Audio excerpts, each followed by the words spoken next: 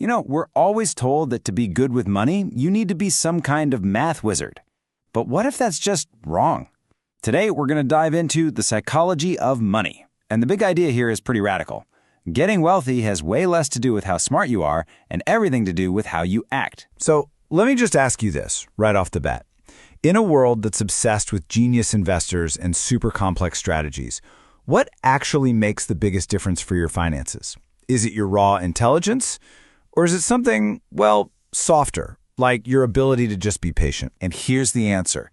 It's really the core of this whole explainer. It's not about the calculations you can do.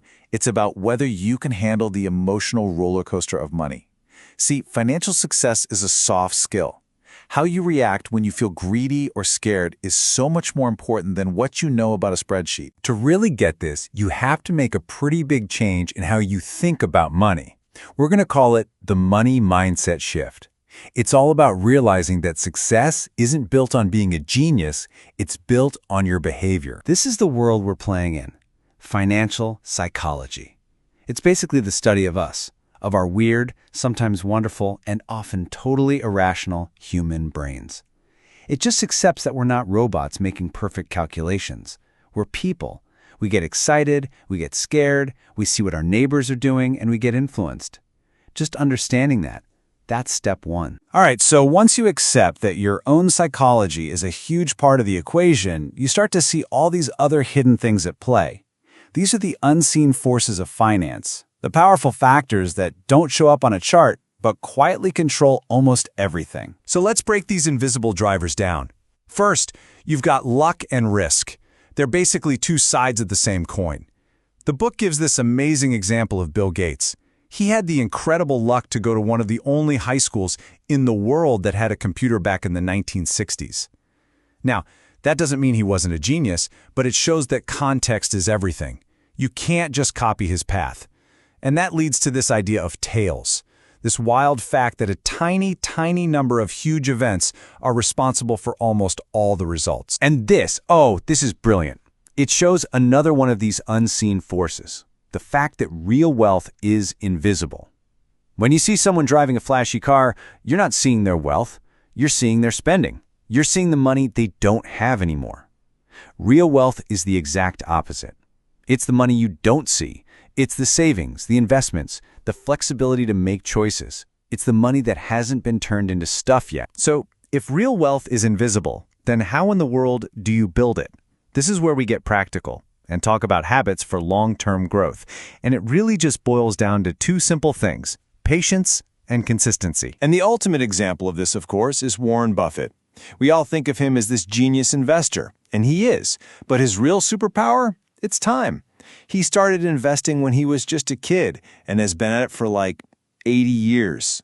That's where the real magic of compounding happens. Still not sold on the power of time? Look at this number. Just let that sink in.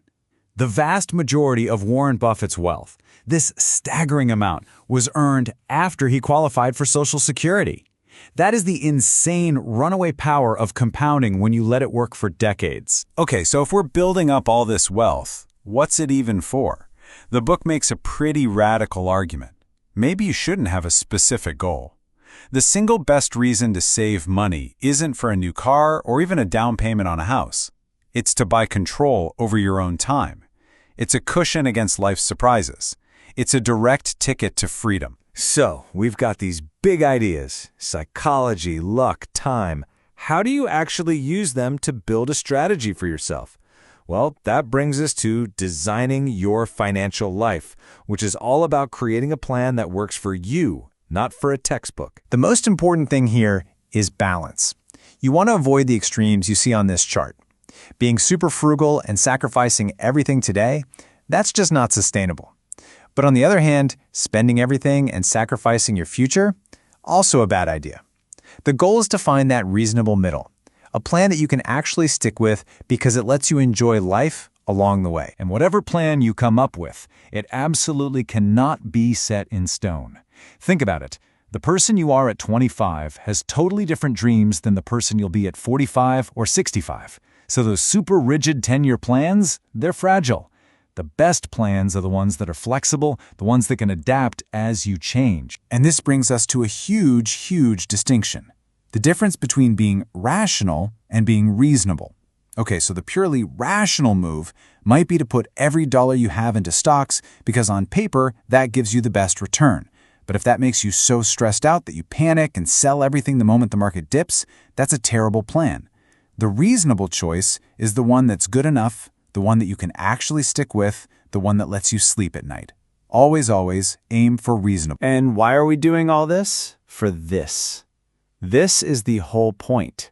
The biggest return you'll ever get from your money isn't more money. It's freedom.